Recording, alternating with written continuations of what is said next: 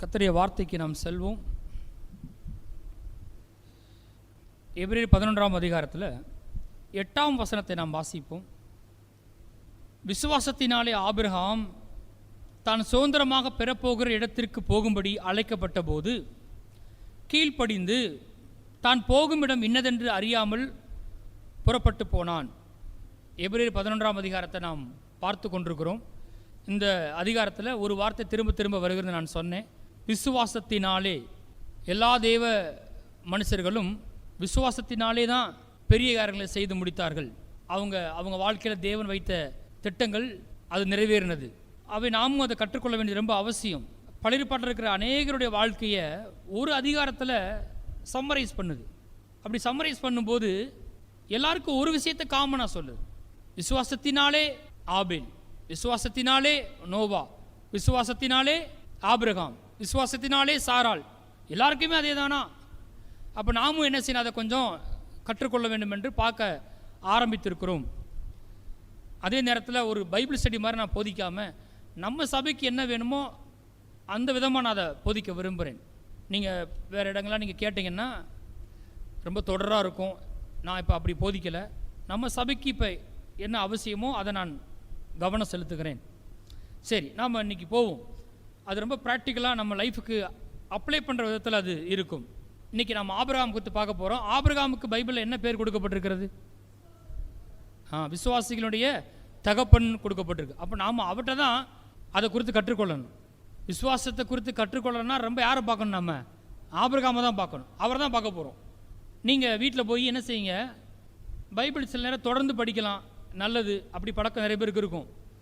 சில வேளைகளில் வாலிபர்கள் கவனிங்க, நீங்கள் பைபிள் படிக்கும்போது என்ன பண்ணலாம், ஒவ்வொரு நபரை குறித்து படிக்கலாம், சில புத்தகங்களாக படிக்கலாம், திடீர்னு ஒவ்வொரு தீர்க்கதரிசி புஸ்தகத்தை வாசிக்கலாம். நான் என்ன பண்ண போகிறேன், ஏசாயா புஸ்தகத்தை படிக்க போகிறேன், நான் இந்த சின்ன சின்ன புஸ்தகம் சகரியா, மல்கியா இதெல்லாம் படிக்க போகிறேன். அப்படி நீங்கள் ஒரு டைம் பைபிளை படிக்கலாம்.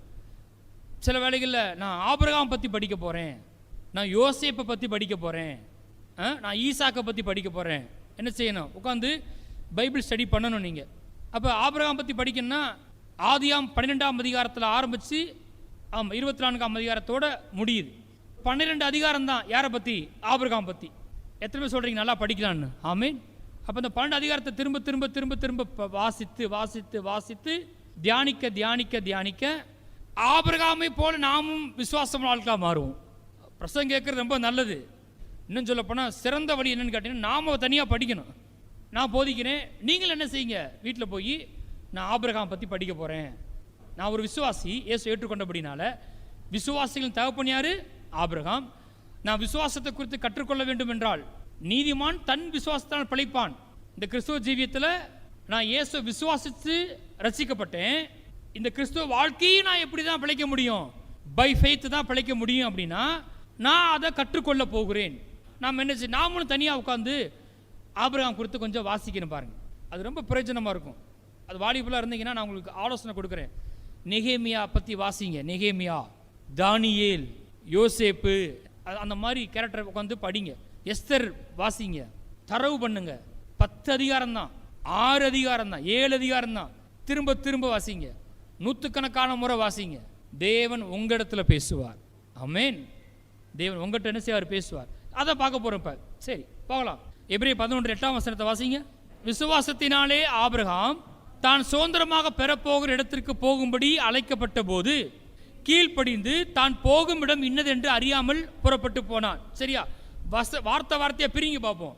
முதல் வார்த்தை என்ன? விசுவாசத்தினாலே ஆபிரகாம். என்ன சொல்லுங்க? விசுவாசத்தினாலே ஆபிரகாம் என்ன பண்ணாரு அப்படின்னு கேட்டா, 2 காரியங்கள் அவர் செய்தார். ஆபிரகாம் சைடு 2 விஷயம் வருது. ஒன்று, விசுவாசத்தினாலே ஆபிரகாம் கீழ்ப்படிந்து, அப்புறம் விசுவாசத்தினாலே ஆபிரகாம் தான் போகும் இடம் இன்னதென்று அறியாமல் புறப்பட்டு போனான். 2 காரியத்தை பை ஃபெய்த் ஆபிரகாம் பண்ணார். ஒன்று, விசுவாசத்தினாலே ஆபிரகாம் கீழ்ப்படிந்து. நிறைய பேருக்கு கீழ்ப்படிந்து பெரிய பிரச்சனையா இருக்குது. ஆபிரகாம் கீழ்ப்படிஞ்சார். எப்படி கீழ்ப்படிஞ்சார் கர்த்தருக்கு? விசுவாசத்தினாலே ஆபிரகாம் கீழ்ப்படிந்து. என்னமோ இருக்கு விசுவாசத்தில்.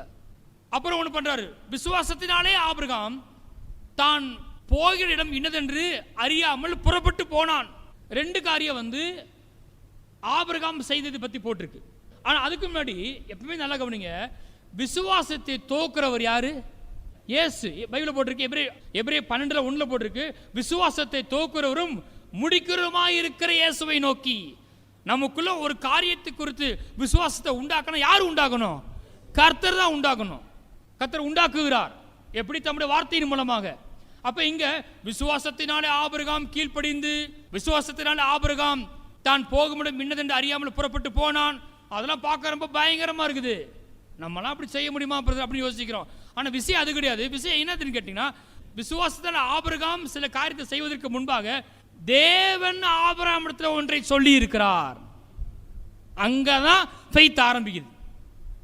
ஃபெய்த் எங்க ஆரம்பிக்குது? அந்த ஃபெய்த்தை ஒரு மனுஷனுக்குள்ள இனிஷியேட் பண்றது யாருன்னு கேட்டீங்கன்னா கர்த்தர். சரியா சொல்ல போனா தேவனுடைய சத்தம். ஆபிரகாமுக்கு தனிப்பட்ட விதத்தில் தேவ சத்தம் என்ன செய்யுது? உண்டாகிறது. அதான் பைபிள் போட்டிருக்கு. வாசிங்க அங்க.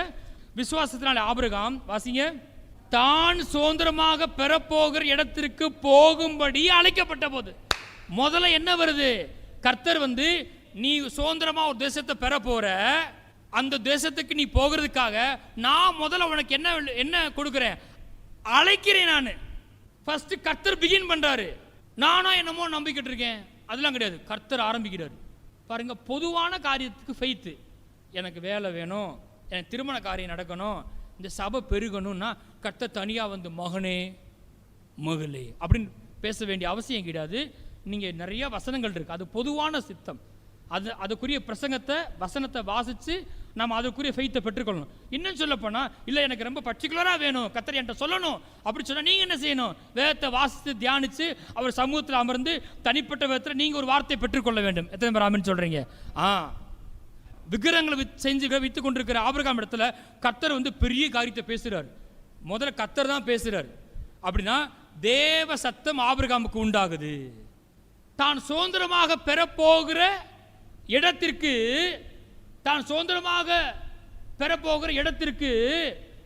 போகும்படி அழைக்கப்பட்ட போது கர்த்தர் தான் முதல்ல என்ன பண்றாரு? ஆபிரகாம் என்ன செய், வா அப்படின்னு கூப்பிடுறாரு. அல்லது நான் சொல்ற தேசத்துக்கு போ அப்படின்றார். அங்கதான் விசுவாசம் ஆரம்பிக்குது. எத்தனை பேர் ஆமென் சொல்றீங்க? சுருக்கமா நான் 2 காரியத்தை சொல்ல போறேன். முதல்ல அந்த ஸ்டேட்மெண்ட்டை நான் கொடுத்துட்றேன். என்னங்க பிரசங்கம் 1 மணி நேரத்தில் என்னங்க பண்ண போறீங்க நான் சொல்றேன். தேவ சத்தத்திற்கு கீழ்ப்படிந்து செயல்படுவதே விசுவாசம். Price the Lord. என்னிடத்துல தேவன் பேசுறார் இல்லையா, என் வாழ்க்கையை குறித்து, அது வேலையை குறித்தோ தொழிலோ ஊழியமோ தனிப்பட்ட காரியமோ குடும்ப காரியம் எதா இருந்தாலும் சரி, அந்த சூழ்நிலையில் கர்த்தர் சத்தம் கொடுக்குறாரு இல்லையா, அது என்னவா வேணா இருக்கலாம். அங்க போகாத, அங்க போ, இது கொடுக்காத, இது கொடு, அவங்கள விட்டு விலகு, எதுவும் வேணா இருக்கலாம். அந்த தேவ சத்தத்துக்கு நான் கீழ்ப்படிந்து செயல்படுவது தான் என்னது? விசுவாசம். விசுவாச வாழ்க்கை, விசுவாசத்தில் செயல்படுறது. எத்தனை பேர் விசுவாச வாழ்க்கை வாழ விரும்புறீங்க? அப்படின்னா வேற ஒன்றும் இல்லைங்க, தேவ சத்தத்திற்கு கீழ்ப்படிந்து செயல்படுவதே விசுவாசம். எல்லாம் சொல்லுங்க, தேவ சத்தத்திற்கு கீழ்ப்படிந்து செயல்படுவதே விசுவாசம். இங்க ஆபிரகாம் ஒரு விஷயத்தை பண்ணாரு. தேவ சத்தத்திற்கு கீழ்ப்படிந்து அதை செயல்படுத்தினார். அங்க போட்டிருக்கு, தான் போகிற இடம் இன்னது என்று அறியாமல். சரி, நீங்க டூருக்கு போறீங்க, அடுத்த வாரம் டூருக்கு போறீங்க, நான் வர்றேன், வீட்டுக்கு வர்றேன், சிஸ்டர் ஜெபம் பண்ணலாமான்னு வர்றேன். நீங்க சொல்றீங்க, பாஸ்டர் நாங்க டூருக்கு போறோன்றீங்க. நான் கேட்குறேன், என்ன கேட்பேன்? அடுத்த கேள்வி பார்த்தீங்களா? Very good. எங்க போறீங்கன்னு கேட்பேன். நீங்க சொல்றீங்க, எங்க போறோன்னு தெரியல பாஸ்டர். சிஸ்டர் எங்க போறீங்க? டூருக்கு போறோம். சரிங்க சிஸ்டர், எங்க போறீங்க? எங்க போறோன்னு தெரியல பாஸ்டர், நாங்க போறோம் பாஸ்டர். அப்படி யாராவது சொல்லுவீங்களா? கண்டிப்பாக யாருமே என்ன செய்ய மாட்டோம், சொல்ல மாட்டோம். அது ப்ரீ பிளான் பண்ணி எந்த ஊருக்கு போகிறோம், டிக்கெட் புக் பண்ணி எங்கே தங்க போகிறோம், எத்தனை நாள் இருக்க போகிறோம், எல்லாமே பிளான் பக்காவாக இருக்கும். அப்புறம் தான் என்ன செய்ய போவோம். ஆனால் ஃபெய்த்தில் பாருங்க, கர்த்தர் பேசுகிறாரு ஆபிரகாம்கிட்ட, உனக்கு ஒரு தேசத்தை நான் தர போகிறேன், நான் உன்னை பெரிய ஜாதியாக்க போகிறேன், நான் உன் பேரை பெருமைப்படுத்த போகிறேன், ஓ சந்ததிக்குள்ள பூமியின் வம்சங்கள் ஆஸ்வதிக்கப்பட போகிறது. ஆகவே நீ ஒன்று பண்ணு, நீ உன் இனத்தையும் உன் தகப்பன் வீட்டை விட்டு புறப்பட்டு நான் உனக்கு காண்பிக்கும் தேசத்துக்கு போன்னு சொன்ன உடனே எங்க போறதுன்னு தெரியல, என்ன பண்றதுன்னு தெரியல, போன்னு சொல்லிட்டார். என்ன செய்ய போறேன்? சில நேரங்களில் ஃபெய்த் உண்மையாக ஃபெய்த்தில் ஆக்ட் பண்ணும்போது சில வேளைகளில் முட்டாள்தனமாக தெரியும். அந்த செயல்படுற ஆளுக்கு தான் என்ன தெரியும், அது புரியும். மற்றபடி மற்றவங்களுக்கு எப்படி தெரியும், முட்டாள்தனமாக செயல்படுறான். பைபிளில் ஃபெய்த்தில் செயல்பட்ட எல்லாரையும் பார்த்து மற்றவங்க சுற்றி இருக்க கண்டிப்பாக சொல்லுவாங்க, முட்டாள், மலையே இல்லை பேழையை கட்டுறான். ஆனால் பைபிள் போட்டிருக்கு விசுவாசத்தினாலே நோவான் போட்டிருக்கு. ஆபிரகாம் வீட்டை விட்டு புறப்பட்டு போயிருப்பார், கிளம்பியிருப்பார். எல்லாரும் சொல்லியிருப்பாங்க, விசுவாசிகளின் தகப்பன் கிளம்பி விட்டான்னு பேசியிருக்க மாட்டாங்க. இத்தனை வருஷமா இங்கே வாழ்ந்துட்டு இதை விட்டுட்டு போறான் பாரு. பஞ்சம் வந்துருச்சு, ஈசா கிட்ட தேவன் சொல்லியிருக்கிறாரு, இந்த தேசத்தில் இருன்னு இருக்காரு, எல்லாரும் போறாங்க. இருக்கிற ஈசாக்க பார்த்து எல்லாரும் சொல்லியிருப்பாங்க, முட்டாள். ஆனால் ஈசாக்கு விசுவாசத்தினாலே நான் இங்கே இருக்கிறேன்னு சொல்லியிருப்பான். அந்த விசுவாசிக்கிறவனுக்கு அது விசுவாசம், அவங்கள சுற்றி இருக்கவங்களுக்கு அது என்னது, முட்டாள்தனமாக தெரியுது. நமக்கும் தேவனுக்கும் நல்ல ஐக்கியம் இருக்க வேண்டும். எத்தனை பேர் ஆமென் சொல்கிறீங்க? தேவன் என்கிட்ட பேசுவார். பொதுவான காரியத்தை விட்டுருங்க, இங்கே இருக்கிற எல்லாரையுமே கர்த்தர் ஆஸ்வதிக்க விரும்புகிறார், வேலையை தர விரும்புகிறாரு, பெருக்க விரும்புகிறார், எல்லாமே சரிதான். ஆனால் லைஃப்பில் கர்த்தருக்காக பெரிய காரியம் செய்யணும், வாழ்க்கையின் சில சூழ்நிலைகளில் நான் விசுவாசத்தில் செயல்படும் சொல்லும்போது கர்த்தர் மட்டும் என்ன செய்யார், தனிப்பட்ட விதத்தில் பேசுகிறார். அப்படி தான் ஆபிரகாம்கிட்ட கர்த்தர் பேசியிருக்காரு. தான் போகிடம் இன்னதென்று அறியாமல் புறப்பட்டு போனான். மைண்டில் திங்க் பண்ணல. நான் சொன்ன மாதிரி இந்த டூர் எக்ஸாம்பிள், எங்கே போகிறோம், அங்கே என்ன செய்ய போகிறோம், ஏது செய்ய போகிறோம், யார் அங்கே நமக்கு இருக்கிறா, எங்கே போக சொல்கிறாரு, எதுவுமே தெரியலை.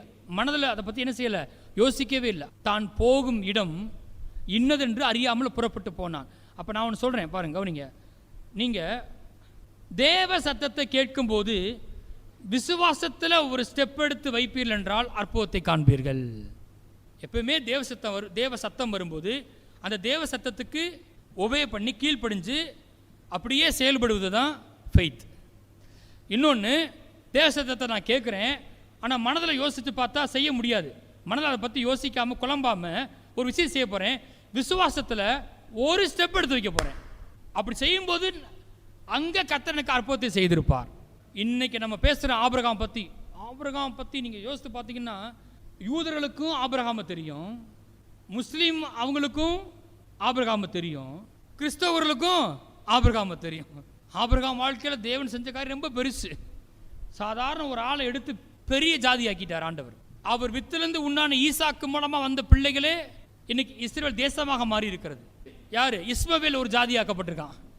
இயேசுக்குள் ரட்சிக்கப்பட்ட நாம் எல்லாருமே யாரா இருக்கிறோம்? ஆபிரகாமின் பிள்ளைகள் ஆக்கப்பட்டிருக்கிறோம். பல விஷயங்களை ஆபிரகாம் வாழ்க்கையில் கர்த்தர் செஞ்சிருக்காரு. ஆனால் இது எல்லாம் எங்க ஆரம்பிச்சிச்சு தெரியுமா?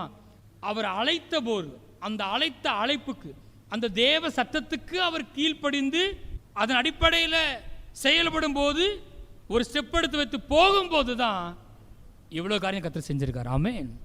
அவர் மாத்திரம் சந்தேகப்பட்டு எங்கே போகிறனே தெரியல, போக சொல்கிறீங்களேன்னு பேசாமல் உட்காந்துருந்தாருன்னா என்ன செஞ்சிருக்காது, எதுவுமே நடந்திருக்கு. அதான் பைபிள் அதை வேதம் ரொம்ப பெருசாக பேசு. விசுவாசத்தினாலே ஆபிரகாம் தான் சுதந்திரமாக பெறப்போகிற இடத்திற்கு அழைக்கப்பட்ட போது கீழ்ப்படிந்து போகிடம் என்று அறியாமல் புறப்பட்டு போனான். தேவன் ஆபிரகாம் கொடுத்த அழைப்பை வாசிப்போம். அங்கே போங்க, ஆதியாம் 12ஆம் அதிகாரம் 1-2 வாசிப்போம்.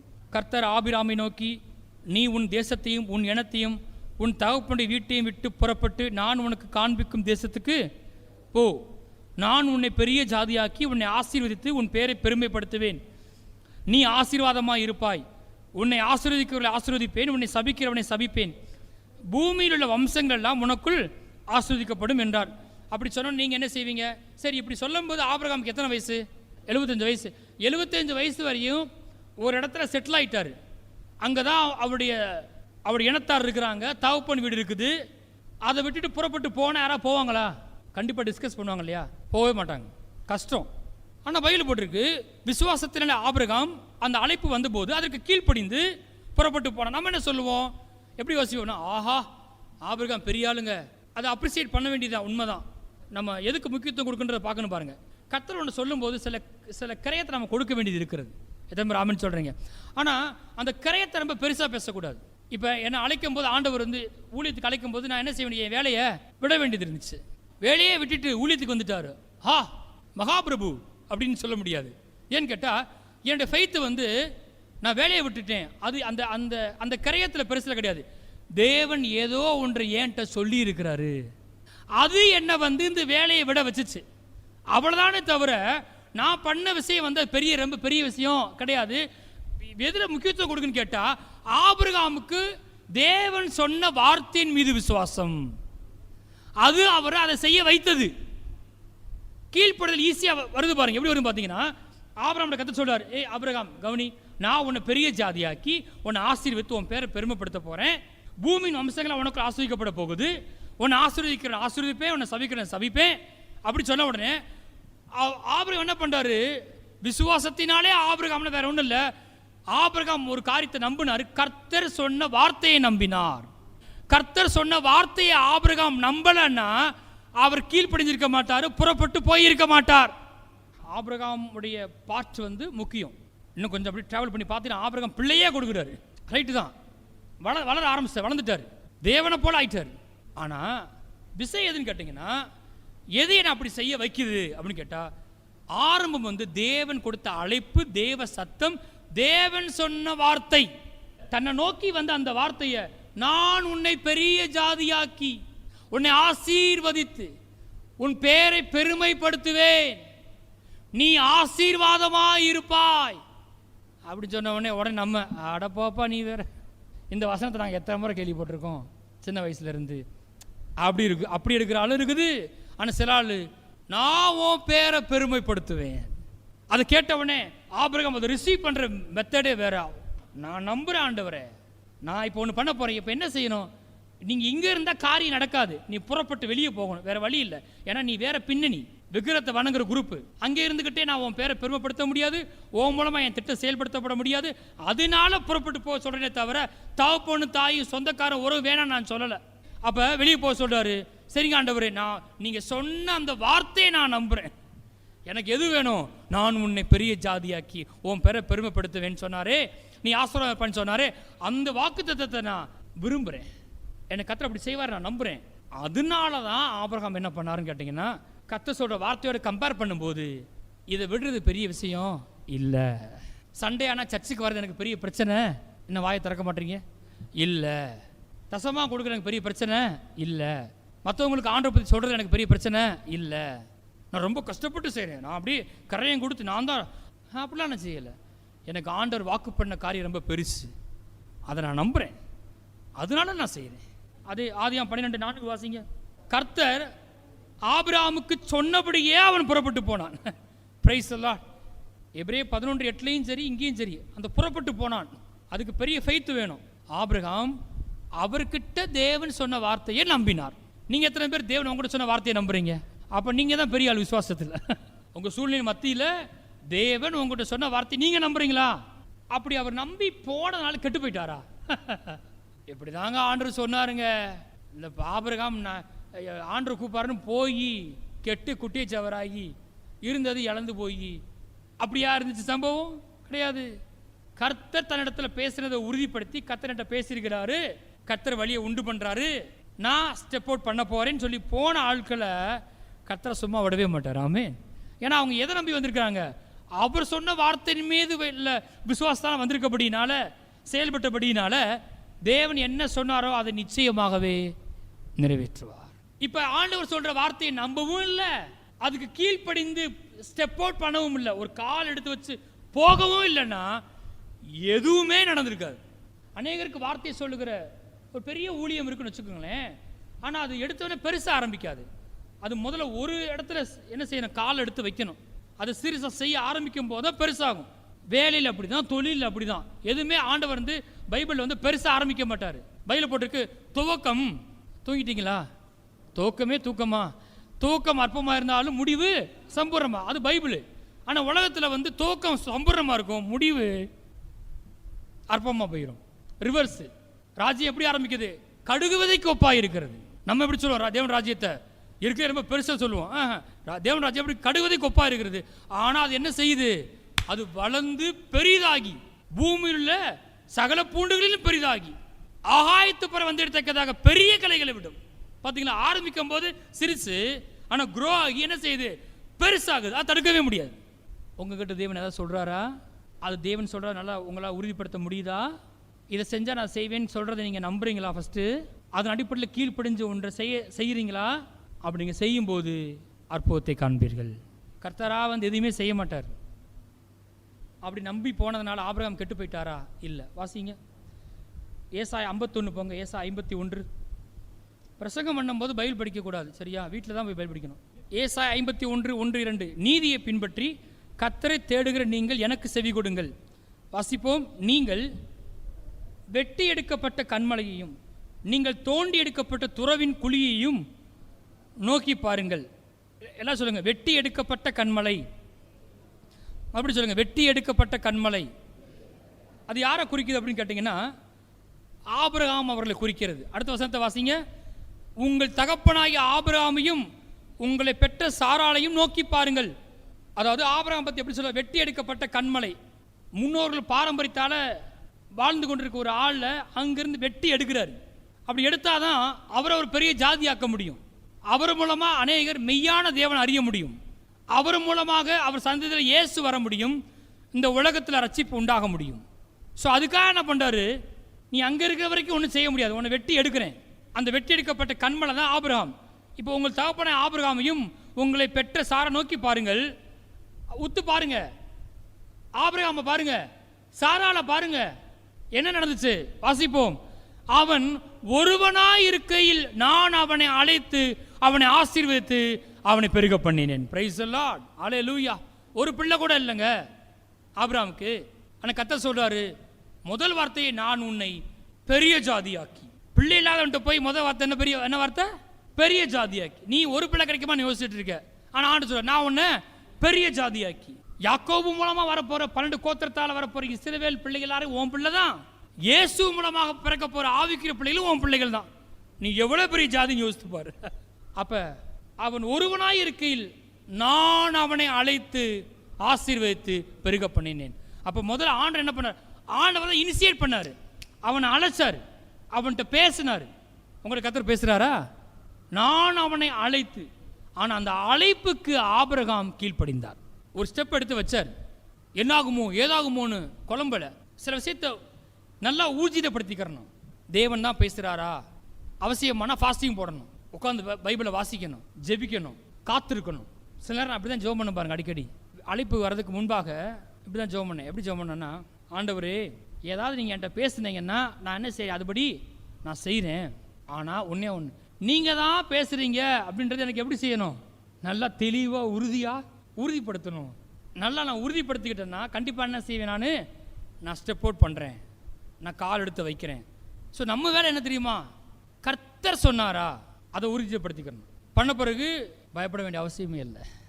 அவன் ஒருவனாய் இருக்கையில் நான் அவனை அழைத்து ஆசீர்வதித்து பெருக பண்ணினேன். நான் சொல்கிறேன், இந்த காலை வேலை கர்த்தர் உங்களை அழைக்கிறாரு.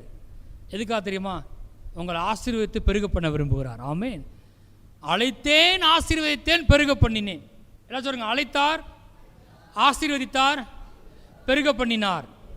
மறுபடியும் சொல்லுவோம், அழைத்தார், ஆசீர்வதித்தார், பெருக பண்ணினார். நான் கேட்குறேன், நம்மையும் அழைக்கும் போது கர்த்தர் எதுக்கு அழைக்கிறாரு? ஆசீர்வதிக்க அழைக்கிறாரு, பெருக பண்ணும்படி அழைக்கிறார். இது ஒருத்தருக்கு விளங்கிருச்சு அப்படின்னா, நான் அதை விட்ட நாக்கு இதை விட்ட நாக்கு ஆண்டவருக்காக நான் இதெல்லாம் விட்டுட்டு தான் நான் சர்ச்சுக்கு வரனாக்கும் இந்த பேச்சே இருக்காது. அந்த கிரயத்தை ஆண்டவர் பெருசாக பார்க்குறாரு. நல்லா கவனிங்க. ஹலோ, நீங்கள் ஆண்டருக்கா நீங்கள் ஏதாவது ஒன்று பண்ணால் போதும், ஏசு அப்படியே சிரிச்சிடறாரு பாருங்க. அப்படியே ஆமாம், உண்மையை சொல்கிறேன். நீங்கள் நினைக்கிறீங்க சாதாரணமாக, கிடையவே கிடையாது. நீங்கள் ஆண்டருக்கா சின்ன காரியம் பண்ணால் கூட அவர் அப்படியே ரொம்ப பெருமிதமாக பொங்குறார். அப்படியே ஒரு கலசம் தண்ணி கொடுத்தா போதும். ஊழியம் பண்ணுறவனுக்கு ஒரு கலசம் தண்ணி கொடுத்தா போதும். ஆண்டவர் நம்ம மாதிரி கிடையாது. நம்ம என்ன பண்ணாலும் மதிக்க மாட்டோம் இல்லையா? அப்படி இருக்கும். ஆனால் அவருக்காக நம்ம ஒன்று சின்ன பண்ணால் போதும், அதை அப்படியே கணக்கில் வைக்கிறார். தேவ சத்தத்துக்கு கீழ்ப்படிந்து செயல்படும் போது அப்படி செயல்பட்ட ஆபிரகாமை தேவன் சும்மா விட்டுட்டாரா? இல்லைங்க. அழைப்புக்கு கீழ்ப்படியும் போது அழைத்தவனை ஆசீர்வதித்து பெருக பண்ணினார். எல்லாம் ஈஸியாக நடந்துருச்சா? நம்பி போனார். போனவனே அங்கே பிரச்சனை, அங்கே பஞ்சம். ஆண்டவர் தான் சொன்னார், அவர் சொன்னாருன்னா நான் போனேன், அந்த இடத்துக்கு தான் போனேன், இப்படி இருக்குது. உடனே அதுக்கு பேர் ஆண்டு சொல்ல அர்த்தம் கிடையாது. கானானுக்கு தான் போகிறாரு, அங்கே என்ன வந்துட்டு பஞ்சம் வந்துருச்சு. மனைவி இருக்கா, என்ன செய்யறது, பஞ்சமாகி போச்சேன்னு யோசிக்கிறப்ப அப்போ தான் அங்கே போய் ஒரு தப்பு பண்ணுறாரு. எகிப்துக்கு போயிட்டார். கர்த்தரை நம்பி தான் கால் எடுத்து வந்துட்டார். அங்கே ஒரு தவறு பண்ண எகிப்துக்கு போயிட்டார். போய் மாட்டிக்கிட்டார், எக்கச்சக்கமாக மாட்டிக்கிட்டார். அங்கே இருக்கிற ராஜா பார்வோன் வந்து ஆபிரகாமுடைய மனைவியை தனக்கு சொந்தமாக்கி கொள்ள நினைக்கிறான். ஏன்னா அவன் நினச்சிட்டான் அது ஆபிரகாமுடைய சகோதரி நினச்சான். ஆபிரகாம் அப்படி சொன்னார், நீ என் மனைவி கிடையாது, என்னுடைய சகோதரின்னு சொல்லிட்டார். ஏன்னா ஒருவேளை ஆபிரகாம் கொன்று போட்டு சாரா என்ன செஞ்சு எடுத்துக்கலான்ற பயந்து போய் அப்படி சொல்லிட்டார். அப்போ அந்த காரியத்தில் ஆண்டு இடைபடுறாரு. எத்தனை பேர் நம்புறீங்க கர்த்தர் உங்கள் வாழ்க்கை இடைபடுவார் என்று? ஆமென். அங்கே இடைபடுறார். கர்த்தர் பார்வோன்ட்டு பேசுகிறாரு. அதை விட்டு வெளியே வரும்போது வெள்ளியும் பொண்ணுமான ஆசையுடைய சீமான் ஆக்கினார். கர்த்தர் நம்பி வரும்போது அங்கே சில பிரச்சனை சந்திக்கும் போது கூட கர்த்தர் என்ன செஞ்சு விட்டுறதில்லை. கர்த்தர் நமக்கு உதவி செய்கிறதா இருக்கார். ஆமென். இப்போ புரிச்சுக்கிட்டாரு. இப்போ பெரிய ஆள். இப்போ பாருங்க, இப்போ ஆதியாகமம் 13 போட்டிருக்கு, வெள்ளியும் பொண்ணுமான ஆசையுடைய சீமானானான்னு போட்டிருக்குது. அவங்களுக்கு இருந்த ஆடுகளை பூமி தாங்கக்கூடாதுன்னு போட்டிருக்குது. ஆபிரகாமுடைய மந்தை மேய்ப்பருக்கும் லோத்து மந்தை மேய்ப்பருக்கும் பிரச்சனை வந்துருச்சு. ஆபிரகாம் சொல்றாரு, நாம் சகோதரர் நாம் என்ன செய்ய வேணாம், வாக்குவாதம் பண்ண வேண்டாம். நீ வலதுபுறம் போனா நான் இடதுபுறம் போறேன், நீ இடதுபுறம் போனா நான் வலதுபுறம் போறேன்னு சொல்லிட்டார். குவைட்டா முடிச்சுக்கிட்டார். சண்டை போட வேணாம். ஏன்னா இது ஆதாரம் கிடையாது. ஆட்டை கொடுத்தவர் ஆட்டுக்கு புல்லு தர மாட்டாரா என்ன? என் ஆட்டுக்கு புல்லு வேணும், என் ஆட்டுக்கு புல்லு வேணும்னு சண்டை போட்டுக்கிட்டு கிடைக்கும். ஆட்டை கொடுத்தவர் யாரு? ஆண்டவர். ஆட்டை கொடுத்தவர் ஆட்டுக்கு புல்லு தர மாட்டாரா? சரி நீ சூஸ் பண்ணிக்கிறான்னு சொன்ன உடனே அவன் என்ன பண்றான்? சோதோம் கொமோரா படத்தை சூஸ் பண்றான். நல்லா கவனிங்க. லோத்து எப்படி இருக்கிறான்? தேவ சத்தத்தையும் கேட்கல, அது வரன்னு வெயிட் பண்ணவும் இல்லை, செயல்பட ஆரம்பிக்கிறான். ஆனா விசுவாசிக்கிற என்ன பண்றாங்க? வெயிட் பண்றாங்க. கொஞ்ச நேரத்தில் லோத்து ஆபிரகாமை விட்டு பிரிந்த பின்பு கர்த்தர் ஆபிரகாமை நோக்கி ஃபெய்த்ல கிரியை செய்கிறாரு. அப்படி செய்யறதுக்கு முன்பாக என்ன வருது? தேவனுடைய சத்தம் வருகிறது. கர்த்தர் சொல்றாரு, பரவாயில்ல புல் இல்லைன்னு என்ன செய்யல, சோதம் பட்டணத்துக்கு போயிடல, வெயிட் பண்ண. நீயா போறதுக்கு பேர் விசுவாசம் கிடையாது. நானா போறேன், நான் சோதம் போவேன், கர்த்தர் என்ன காப்பாற்றுவார். சோதம் போக சொல்லி கர்த்தர் ஒன்று சொன்னாரா? இல்லை. இப்போ இருக்க சொல்றாரு. கர்த்தர் என்ன சொல்றாருன்னு கேட்கிறாரு. இருக்கிறாரு. அங்கேயே கர்த்தர் வந்துட்டார். நீ உன் கண்களை ஏறெடுத்து மேற்கையும் கிழக்கையும் வடக்கையும் தெற்கையும் என்ன செய்ய நோக்கி பார். நீ பார்க்கிற இந்த பூமி முழு நான் உனக்கு தருவேன்றார் கர்த்தர். இந்த பூமி முழு நான் உனக்கும் உன் சந்ததிக்கும் கொடுப்பேன் வாக்கு பண்ணார். அந்த தேசம் உனக்கு தான். சில வேலைகளை பாருங்க, கவனிங்க. கர்த்தர் என்னை இங்கே தான் போக சொல்லிக்காரு, இங்கே தான் இருக்க சொல்லிக்காரு அப்படின்னா நம்ம ரொம்ப எப்படி இருக்கணும்? அங்கே உறுதியாக இருக்கணும். அங்கே புல்லு இல்லைன்னே ஓடிடக்கூடாது. வெயிட் பண்ணுறாங்க. கர்த்தர் வர்றாரு, பேசுகிறார். அப்புறம் பெருகிட்டே வர்றாரு. செய்கிற காரியம் கர்த்தர் ஆசீர்வதிக்கிறாரு. இந்த சமயத்தில் ஒரு சம்பவத்தை கேள்விப்படார். ஒருத்தர் ஓடி வந்து சொல்கிறான், நம்முடைய சகோதரன் லோத்துவை என்ன பண்ணிட்டாங்க, ராஜாக்கள் வந்து பிடிச்சிட்டு போயிட்டாங்க. லோத்து இப்போ எங்கே இருக்கிறாரு? அவர் அபுதாபியில் துபாயில் இருக்கிறாரு. அப்படி தானே? திடீர்னு கேட்டிங்கன்னா அப்படித்தான் இருக்கும். லோத்து எங்கே போயிருக்கிறாரு? சோதோம் கொமோரா பட்டணத்துக்கு போயிருக்காரு. அங்கே ஒரு பிரச்சனை வந்து அந்த அந்த பட்டணத்துக்கு விரதமாக மற்ற ராஜாக்கள் வந்து லோத்தையும் பிடிச்சிட்டு போயிட்டாங்க. இதை ஒருத்தர் ஓடி வந்து இதை யாருக்கு அறிவிக்கிறான்? அவரும் அறிவிக்க. அவரும் இந்த கேட்டு என்ன பண்ணுறாரு? உனக்கு வேணுண்டி மாவனே, என்கிட்ட சண்டை போட்டு போனேன் இல்லை, உனக்கு இதுவும் வேணும் இன்னும் வேணும். கர்த்தர் உனக்கு தண்டனை கொடுத்து விட்டார் அப்படின்னு போடலாம். பைபிள் இதை கேள்விப்பட்ட உடனே பைபிள் போட்டிருக்கு. கவனிங்க, ஃபெய்த்தை பாருங்களேன். தான் வீட்டில் இருக்கிற 318 வேலையாட்களை கூட்டு போய் யாருக்கு விரதமாக போகிறாரு? 4 ராஜாக்களுக்கு விரதமாக போகிறார். அப்படின்னா அவருக்கு ஒரு ஃபெய்த் இருக்குது. நான் போகும்போது எனக்காக கர்த்தர் யுத்தம் பண்ணுவார். சில வேலைகள் நான் வந்து கர்த்தர் சொன்னாதான் நான் மூவ் பண்ணுவேன்னு என்ன செய்ய முடியாது, வெயிட் பண்ண முடியாது. என்ன செய்யணும்? ஸ்டெப் அவுட் பண்ணணும். போறாரு. 318 பேரை வச்சு 4 ராஜாக்களுக்கு யுத்தம் பண்ண போறாரு. ஜெயம் கொடுத்தது யாரு? கர்த்தர். யார் சொன்னா கர்த்தர் தான் சொல்லி எப்படி தெரியும் உங்களுக்கு? இயேசுவே வந்து சொல்றாரு, எதிர்பட்டு சொல்றாரு, ஆபிரகாம் நீ கிடையாது, நல்லா கவனிச்சுக்கோ, உன் சத்துருக்களை உன் கையில் ஒப்பு கொடுத்த உன்னதமான தேவனுக்கு ஸ்தோத்திரம், நீ கிடையாது. ஆனா ஃபெய்த்ல போன பாத்தியா, 318 ஆளுங்க கூப்பிட்டுட்டு 4 ராஜாக்கு விரதமா போறாரு. அது என்னது? ஆபிரகாமுடைய விசுவாசம். என்ன நம்புறாரு? கர்த்தர் எனக்காக யுத்தம் பண்ணும். சில வேலையை நம்மகிட்ட கொஞ்சம் தான் இருக்கும், கையில் கொஞ்சம் தான் இருக்கும். கர்த்தர் சத்தம் வரும் ஆரம்பிக்க சொல்லி, நம்ம என்ன செய்யலாம்? ஆரம்பிக்கும் போது பெருக்கத்தை பார்க்க ஆரம்பிப்போம். இது வந்து ஒரு ஃபெய்த் வாக் லைஃப். மீட்டு கொண்டு வராரு. மீட்டு கொண்டு வந்தவனே அதுக்கப்புறம் பையன், ஒருவேளை இவங்க மறுபடியும் வந்து என்னை அடிச்சிடுவாங்களோ அப்படின்னு சொன்னேன். கர்த்தர் சத்தம் கொடுக்கார். கர்த்தர் வார்த்தை ஆபிரகாமுக்கு உண்டாகி, பயப்படாதே, நான் உனக்கு கேடகமும் மகா பெரிய பலனுமாய் இருக்கிறேன். அப்போ மறுபடியும் என்ன செய்யறாரு? நான் உனக்கு கேடகம்னா என்னது? ஷீல்டு, பாதுகாக்கிறவர். மகா பெரிய பலனா கிரேட் ரிவார்டர். அப்போ மறுபடியும் விசுவாச வாழ்க்கையில் முன்னேறாரு, பெருக ஆரம்பிக்கிறார். பாருங்க, கீப் ஆன் இன்க்ரீசிங். அழைத்தேன், ஆசீர்வதித்தேன், பெருக பண்ணினேன், பெருகிட்டே வராரு. இதுக்கடையில் அவங்களாம் கர்த்தர் சத்தத்தை கேட்காம, சாராய் வந்து ஆகார ஆபிரகாம் கொடுத்து ஒரு பிள்ளை பெற்று, அது குடும்பத்தில் சில பிரச்சனையை உண்டாகி அவன் துரத்தப்பட்டு, மறுபடியும் இவங்க விசுவாசித்து கர்த்தர் வார்த்தை அவனுக்கு உண்டாகி, கர்த்தர் வாக்கு பண்ணபடியே அவன் கற்பப்பிறப்பாக இருக்க ஈசாக்கு பிறக்கிறான். இவ்வளோ விஷயம் நடக்குது. இதெல்லாம் வாசித்து பாருங்க. இது அப்புறம் டீல் பண்ணுவோம் கொஞ்ச நாள் கழிச்சு. ஈசாக்கு வந்துட்டான். இப்போ பைபிள் போட்டிருக்கு, ஆதியாம் 22:2, அப்பொழுது அவர் உன் புத்திரனும் உன் ஏகசுதனும் உன் நேசகுமாரனாய் ஈசாக்கை நீ இப்பொழுது அழைத்து கொண்டு மோரியா தேசத்துக்கு போய் அங்கே நான் உனக்கு குறிக்கும் மலைகள் ஒன்றின் மேல் அவனை தகன பலியாக பலியிடு. சரி, எங்க போக சொல்றாரு? எந்த தேசத்துக்கு போக சொல்றாரு? மோரியா. அந்த மோரியா மலையில எந்த மலைன்னு சொல்றாரு? எந்த மலைன்னு போட்டிருக்கா? அங்கே நான் உனக்கு குறிக்கும் மலைன்னு போட்டிருக்கல. அது எந்த மலைன்னு சொன்னாரா? சொல்லலையா? சொல்லல. அங்க போ நீ முதல்ல. என்னது? இல்ல வாட்ஸ்அப் லொகேஷன் அனுப்பிச்சு விடுங்க ஆண்டவரே, நான் போறேன்.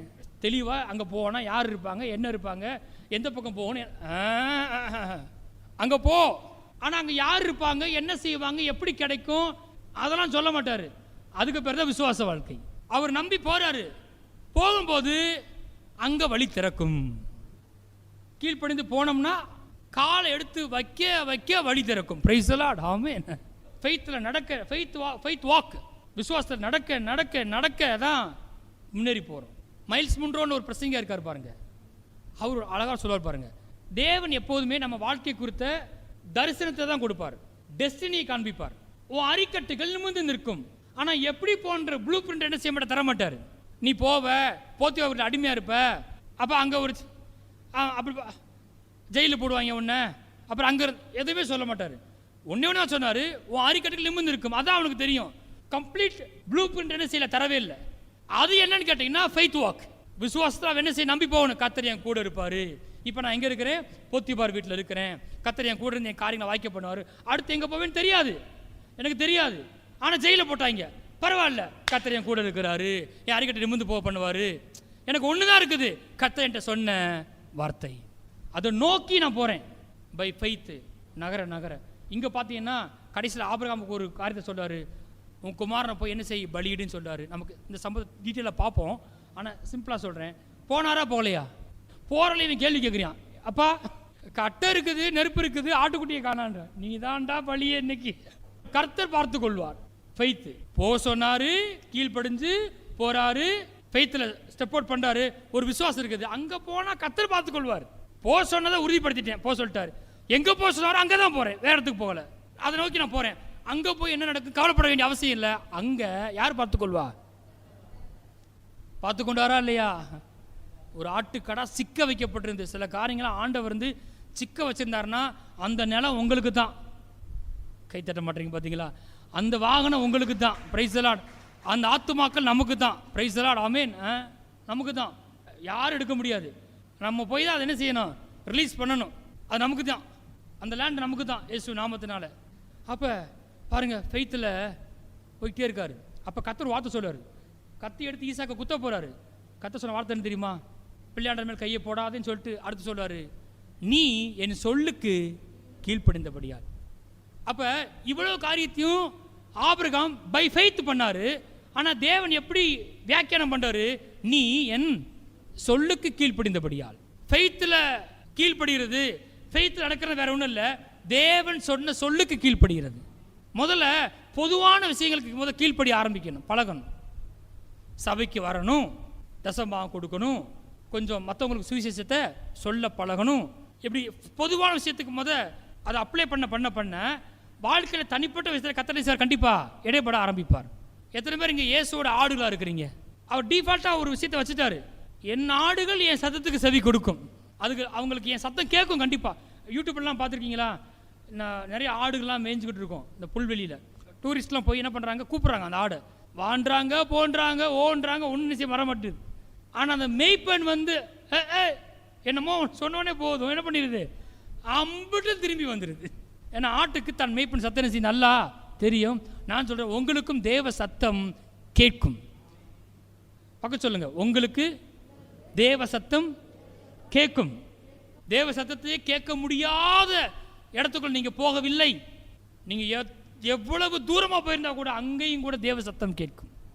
நிறைய பேர் சொல்லியிருக்காங்க தெரியுமா, குடிக்கிறவங்க பாரில் குடிச்சிட்டு இருக்கும்போது தேவ சத்தம் கேட்குமா? கேட்டிருக்கான், ரசிக்கப்பட்டிருக்காங்க. அங்கெல்லாம தேவன் போறாரு, எப்படி ரீச் பண்ணுவார் பாருங்க ஆண்டவர். அப்போ தேவ பிள்ளை எனக்கு சத்தம் கேட்கான்னு சொன்னால் என்ன அர்த்தம்? கண்டிப்பாக கேட்கும். அப்போ நம்பி போனார். அங்கே ஆட்டுக்கடை இருந்துச்சு, ஈசாக்கு தப்பிச்சான். நீ என் சொல்லுக்கு கீழ்ப்படிந்தபடியால் நான் மறுபடியும் ஒன்று பண்ண போகிறேன், உன்னை ஆசீர்வதிக்கவே ஆசீர்வதி.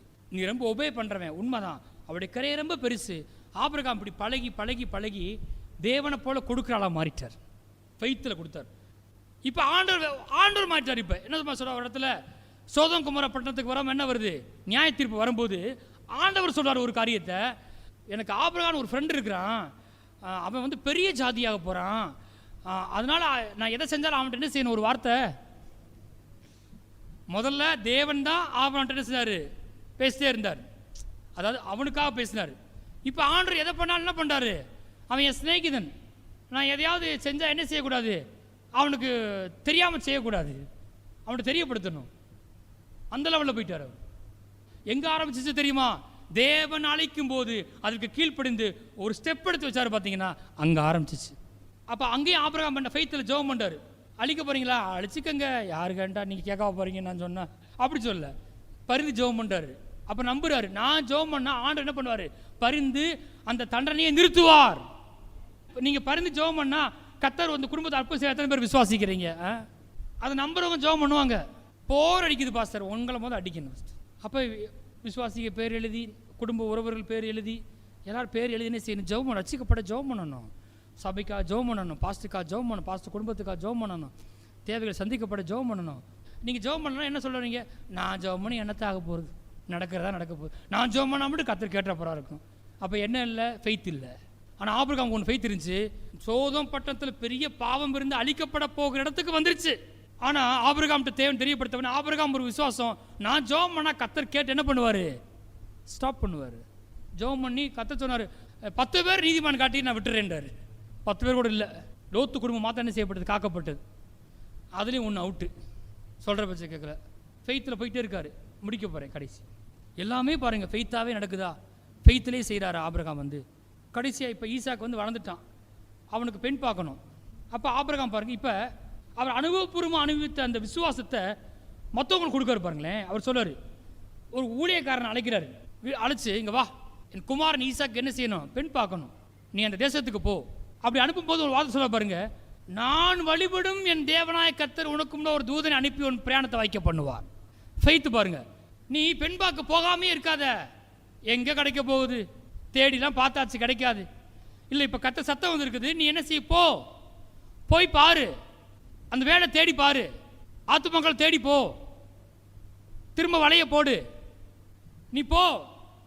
நீ போகலைன்னா அங்கே கர்த்தர் வந்து காரியத்தை செய்ய முடியாது. நீ போனாதான் அங்கே தேவன் செய்கிற காரியத்தை நீ பார்க்க முடியும். அப்போ அந்த ஆபிரகாம் சொன்ன வார்த்தையை நம்பி அந்த ஊழியக்காரன் தேவன் வார்த்தையை நம்பி எப்படி ஆபிரகாம் போனாரோ, இப்போ ஆபிரகாம் வார்த்தையை நம்பி அவன் ஊழியக்காரன் என்ன பண்ணுறான், கீழ்ப்படிந்து புறப்பட்டு போனான். கேள்வி கேட்கல, எப்படிங்க பெண் கிடைக்கும், என்னங்க நான் போலங்க, முடியாதுங்க, அதெல்லாம் அந்த பிள்ளை வராதுங்க, அப்படி இப்படின்னு அப்படிலாம் செய்யலை. சரி நான் போகிறேன், நீங்கள் வேறு சொல்லிவிட்டீங்க, நீங்கள் வழிபட உங்கள் தேவனா கர்த்தர் ஒரு தூதன் அனுப்பான்னு சொல்லிட்டீங்க, நான் போகிறேன். போனால் வாய்ச்சது தான் வாய்க்கலையா, போனால் வாய்ச்சா வாய்க்கலையா, வாய்த்தது. போகலைன்னா எத்தனை பேர் போக போகிறீங்க, பிரைஸ் எல்லாம். அப்போ வேலையை தேடி ஸ்டெப் அவுட் பண்ணணும். ஊழியத்தில் ஒரு காரியத்தை புதுவிதமாக வார்த்தையை கொண்டு போக ஸ்டெப் அவுட் பண்ணணும். உன்னை ஸ்டெப் அவுட் பண்ணும்போது தான் அங்கே வழி திறக்கும். அங்கே போனால் ரைட் டைம் ரைட் பிளேஸ், கரெக்டாக கர்த்தர் இந்த ஊழியக்காரனையும் ரெபேக்காவை மீட் பண்ண வைக்கிறாரு. அது எப்படி, அது தேவ செயல். நான் சொல்கிறேன், சமயம் தேவ செயல் உங்களுக்கு நேரிடும் இயேசு நாமத்தினால. நீங்கள் சரியான நேரத்தில் சரியான இடத்துல இருப்பீங்க இயேசு நாமத்தினால. தன்னுடைய குமாரன் ஈசாக்கு திருமணத்தை நடத்தி வச்சார். இந்த காரியம் கர்த்தரால் வந்தது. ஆண்டவர் பார்த்து பண்ணாருங்க இல்லை, பை ஃபெய்த் நடந்துச்சு. பல வேளைகளில் கர்த்தர் முதல்ல சத்தம் கொடுத்தாரு, அதை நம்பி கீழ்ப்படிஞ்சு ஆக்ட் பண்ணாரு. சில வேளைகளில் அவரே ஃபெய்த்தில் ஒரு கால் எடுத்து வச்சாரு, அங்கே அற்புதத்தை பார்த்தாரு. ஆமே. ஸோ விசுவாசம் என்பது ஒரு வாழ்க்கை முறை. நம்ம சொல்லிட முடியாது, இப்படின்னா இப்படித்தான் அப்படித்தான் சொல்ல முடியாது. இன்றைக்கி கூட ஆண்டவர் உங்கள்கிட்ட ஏதாவது வார்த்தை சொன்னார்னா அந்த வார்த்தையை நான் நம்புகிறேன். ஆமேன். அந்த வார்த்தையை முதல்ல நினைச்சேன் நம்புகிறேன். அந்த வார்த்தையை நம்பினேன்ற அடையாளமாக நான் ஏதாவது செஞ்சு காட்ட முடியும், செய்ய வேண்டி இருந்தால் என்ன செய்யுங்க, தைரியமாக செய்யுங்க. புரிஞ்சுங்க, ஆமேன்னு சொல்லுங்க பார்ப்போம். மறுபடியும் சொல்கிறேன், கர்த்தர் உங்களுக்கு வார்த்தை கொடுக்குறாரு, அந்த வார்த்தையை நீங்கள் நம்பிட்டீங்க. நம்பினா மட்டும் பத்தாது, அதுக்கு ஏற்ற ஒரு கிரியை வெளிப்படணும். அப்படி ஏதாவது இருந்தால் என்ன செய்யுங்க, அதை செய்யுங்க, ஸ்டெப் அவுட் பண்ணுங்க. அகலக்கால் வைக்காதீங்க, அட்லீஸ்ட் டேக் அ ஸ்டெப். ஒரு அடி எடுத்து வைங்க, ஒரு அடியாக எடுத்து வைங்க. அது ரொம்ப அவசியம். சொல்லி முடிக்க போகிறேன்.